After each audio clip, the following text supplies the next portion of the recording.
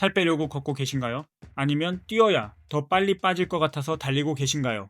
결론부터 말씀드리면 둘 다 맞을 수도 둘 다 틀릴 수도 있습니다. 많은 분들이 뛰어야 지방이 더 잘 탄다고 생각하고 또 어떤 분들은 천천히 걸어야 지방 연소에 더 좋다고 생각하시죠. 근데 실제로는 무조건 힘든 운동이 답도 아니고 지방 사용 비율만 높다고 살이 더 잘 빠지는 것도 아닙니다. 특히 35세 이후에는 예전처럼 힘들게 몰아붙이면 체지방은 그대로인데 회복만 느려지고 정체기만 길어질 수 있습니다. 오늘은 걷기, 달리기, 인터벌의 진짜 차이와 35세 이후의 가장 현실적인 유산소 기준을 헷갈리지 않게 정리해드리겠습니다. 먼저 가장 궁금한 질문부터 가보겠습니다. 살이 더 빨리 빠지는 건 걷기일까요? 달리기일까요? 결론부터 말씀드리면 체중 감량 속도 자체는 대체로 달리기가 더 빠릅니다. 이유는 단순합니다. 달리기는 걷기보다 훨씬 많은 에너지를 쓰기 때문입니다. 하체의 큰 근육을 더 많이 사용하고 상체까지 더 적극적으로 동원하면서 몸 전체의 에너지 소모량이 크게 올라갑니다. 쉽게 말해 같은 30분을 운동해도 걷기보다 달리기가 시간당 칼로리 소모량이 더 큽니다. 그래서 정말 단순하게 뭐가 더 빨리 살 빠지냐? 이 질문 하나만 놓고 보면 달리기가 유리한 건 맞습니다. 여기서 많은 분들이 바로 이렇게 생각합니다. 그럼 그냥 뛰면 되는 거 아니에요? 근데 다이어트는 그렇게 단순한 문제가 아닙니다. 칼로리만 많이 태운다고 끝나는 게 아니기 때문이죠. 문제는 여기서부터입니다. 이 질문에서 꼭 알아야 할 개념이 하나 있습니다. 바로 지방 사용 비율과 총 에너지 소모량은 다르다는 점입니다. 운동 강도가 높아질수록 우리 몸은 빠르게 에너지를 만들어야 하기 때문에 지방보다 탄수화물을 더 많이 사용하게 됩니다. 반대로 너무 과하지 않은 중간 정도 강도에서는 지방을 에너지원으로 쓰는 비율이 더 높아질 수 있습니다. 그래서 걷기는 달리기보다 총 칼로리 소모는 적을 수 있지만 그 안에서 지방이 차지하는 비율은 더 높을 수 있습니다. 즉, 달리기는 전체 칼로리 소모가 더 크고 걷기는 운동 중 지방을 쓰는 비율이 더 높을 수 있습니다. 이 두 말은 서로 반대가 아니라 동시에 맞는 말입니다. 즉, 비율과 총량은 다른 문제입니다. 그런데 진짜 중요한 건 지방을 몇 퍼센트 썼느냐가 아니라 실제로 지방을 얼마나 많이 썼느냐입니다. 예를 들어 아주 천천히 걸어서 1분에 3칼로리를 쓴다고 가정해 보겠습니다. 그중 60%를 지방으로 썼다면 지방으로 쓴 에너지는 1.8칼로리입니다. 반대로 조금 더 강도를 올려서 빠르게 걷거나 가볍게 달리며 1분에 8칼로리를 썼다고 해보겠습니다. 이때 지방 사용 비율이 35%라고 해도 지방으로 쓴 에너지는 2.8칼로리입니다. 즉, 지방 비율은 더 낮아졌는데도 실제로 사용한 지방의 양은 오히려 더 많아질 수 있다는 뜻입니다. 쉽게 말하면 이겁니다. 천천히 걸을 때는 지방 비율은 높을 수 있지만 전체 에너지 소비량이 작습니다. 반대로 빠르게 걷거나 가볍게 달리면 지방 비율은 조금 낮아질 수 있어도 전체 칼로리 소모가 더 크기 때문에 결과적으로 지방도 더 많이 사용할 수 있습니다. 그래서 저강도 운동이 지방 연소에 좋다, 이 말만 믿고 무조건 아주 느리게 걷기만 하는 건 생각보다 체지방 감소 효과가 떨어질 수 있습니다. 그렇다고 그럼 무조건 고강도가 답이네? 이렇게 결론 내리면 그것도 틀릴 수 있습니다. 운동 강도가 너무 높아지면 우리 몸은 지방보다 탄수화물을 더 많이 쓰게 되고 피로도 빨리 쌓입니다. 그러면 운동을 오래 이어가기 어려워지고 운동 시간도 짧아집니다. 결국 중요한 건 내가 꾸준히 지속할 수 있는 강도와 시간을 찾는 것입니다. 그리고 여기서 한 가지 더 봐야 합니다.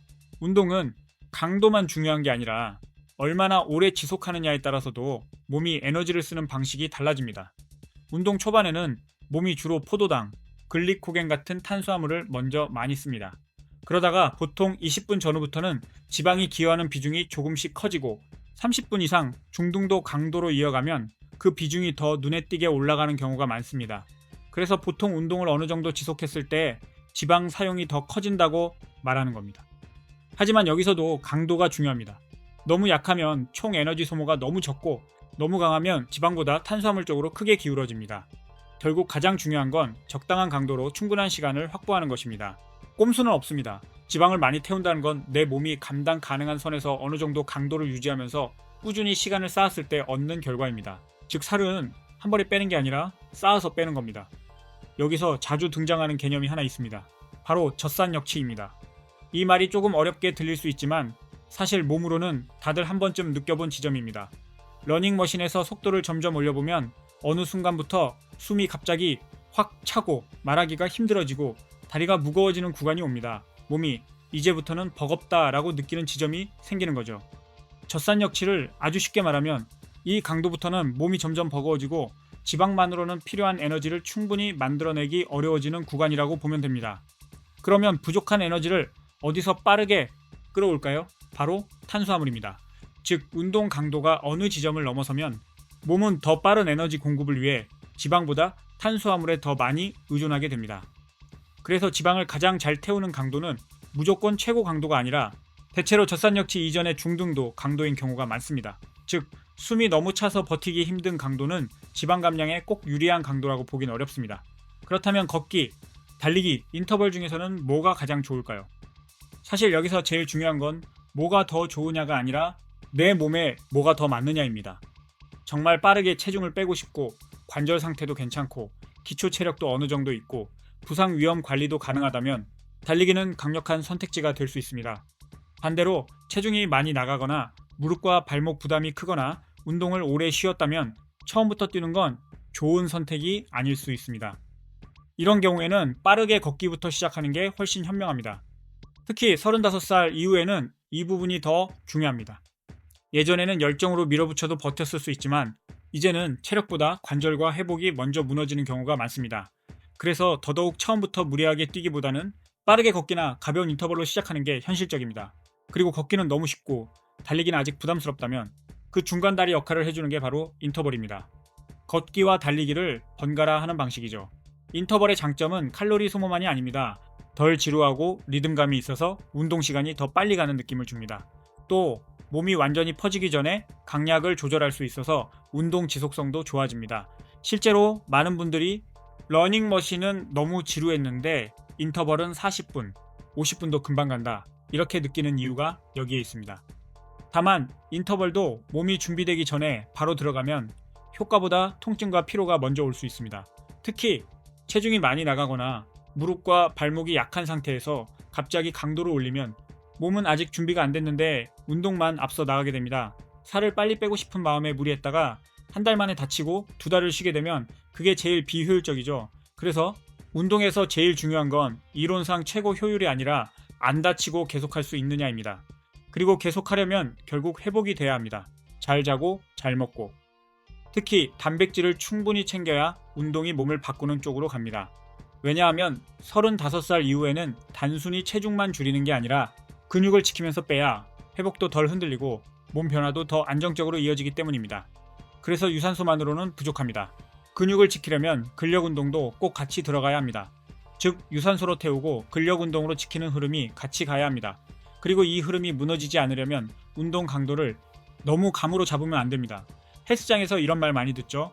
속도구로 뛰세요. 속도 6으로 걸으세요. 그런데 이건 아주 정확한 기준은 아닙니다. 사람마다 같은 속도에서도 심박수 반응이 완전히 다르기 때문입니다.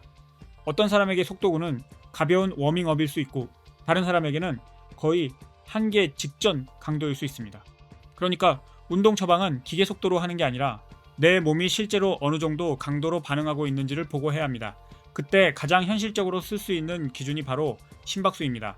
보통 지방 연소에 유리한 구간으로 최대 심박수의 60에서 70%, 조금 넓게 보면 60에서 80% 정도를 많이 이야기합니다. 하지만 더 중요한 건 숫자 그 자체보다 내가 지금 너무 편한지, 너무 죽겠는지, 아니면 조금 힘들지만 지속 가능한지 이걸 확인하는 것입니다. 심박수 계산을 간단하게 해보는 방법도 있습니다. 많은 분들이 220 빼기 나이로 계산하면 되나요? 이렇게 묻습니다. 이 방법은 대략적인 기준으로는 쓸 수 있습니다.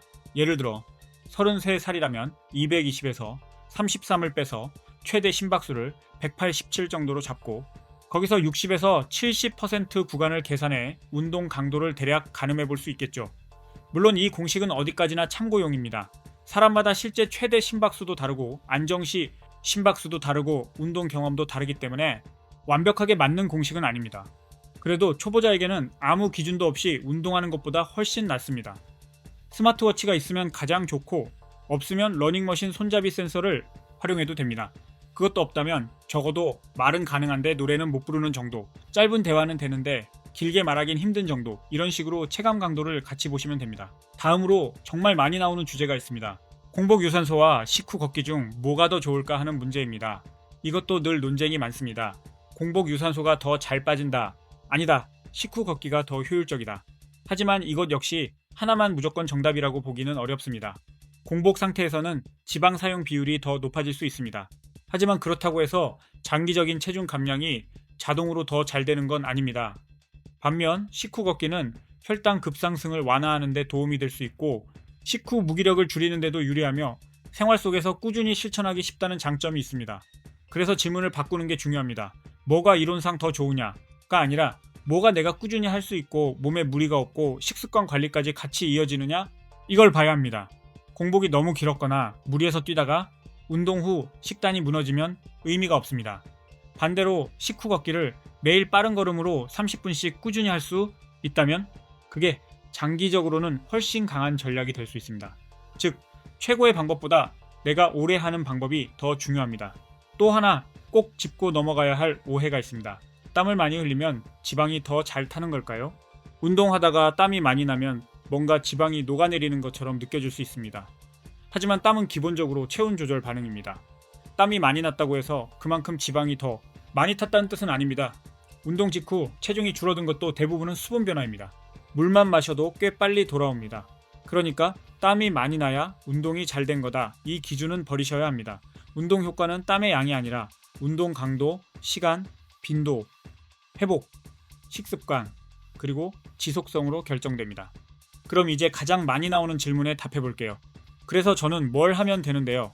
이럴 때는 35살 이후 몸 기준으로 처음부터 세게 들어가기보다 순서대로 단계적으로 올라가는 게 제일 좋습니다. 첫 번째 단계입니다. 운동이 익숙하지 않거나 체중이 많이 나가거나 관절 부담이 큰 분들은 먼저 빠르게 걷기부터 시작하세요.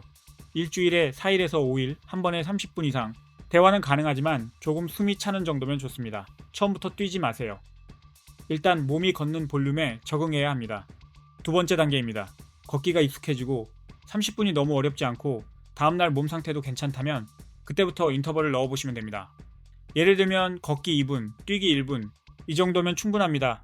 처음부터 전력 질주 인터벌을 할 필요는 없습니다. 걷기보다 조금 더 강한 정도의 달리기면 됩니다. 세 번째 단계입니다.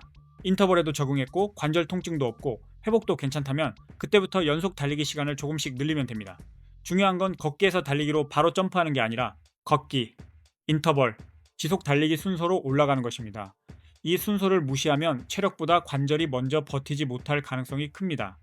그리고 달리기를 시작했다면 반드시 챙겨야 할 것도 있습니다. 바로 워밍업과 쿨다운입니다. 달리기 전에는 발목만 대충 돌리고 끝내지 마시고 고관절, 종아리, 햄스트링, 발목을 실제로 움직여주는 동적 워밍업을 해주는 게 좋습니다. 예를 들면 다리를 앞뒤로 흔드는 레그 스윙, 종아리와 발목을 적극적으로 쓰는 움직임, 고관절을 풀어주는 동작들이 도움이 됩니다. 운동이 끝난 뒤에는 쿨다운도 해주세요. 달리기는 시작도 중요하지만 끝을 어떻게 정리하느냐도 중요합니다. 몸이 뻣뻣하게 굳은 상태로 끝내면 다음날 회복이 느려지고 통증이 쌓이기 쉽습니다. 이제 정리해보겠습니다. 살이 더 빨리 빠지는 건 대체로 달리기가 맞습니다. 하지만 지방 사용 비율만 놓고 보면 중등도, 강도의 걷기나 빠른 걷기도 충분히 의미가 있습니다. 그리고 걷기와 달리기 중 뭐가 절대적으로 더 좋다고 말하기보다 내 몸 상태에서 안전하게 지속 가능한 강도를 찾는 게 훨씬 중요합니다. 걷기가 너무 쉽고 달리기가 부담스럽다면 인터벌이 아주 좋은 중간다리가 되어줄 수 있습니다. 운동은 많이 하는 사람이 이기는 게 아니라 꾸준히 하는 사람이 이깁니다. 오늘부터는 무작정 뛰지도 말고 무작정 걷지만도 마세요. 내 몸에 맞는 강도로 조금 숨차지만 지속 가능한 수준으로 꾸준히 가시면 됩니다. 오늘 처음 시작하신다면 30분 빠르게 걷기부터 해보세요. 그리고 걷기가 익숙한 분들은 걷기 2분, 뛰기 1분 인터벌로 넘어가시면 됩니다. 그렇게 한 단계씩 올라가면 가장 빨리, 가장 오래, 가장 안전하게 살을 뺄 수 있습니다. 오늘 영상이 도움이 되셨다면 구독 부탁드립니다. 감사합니다.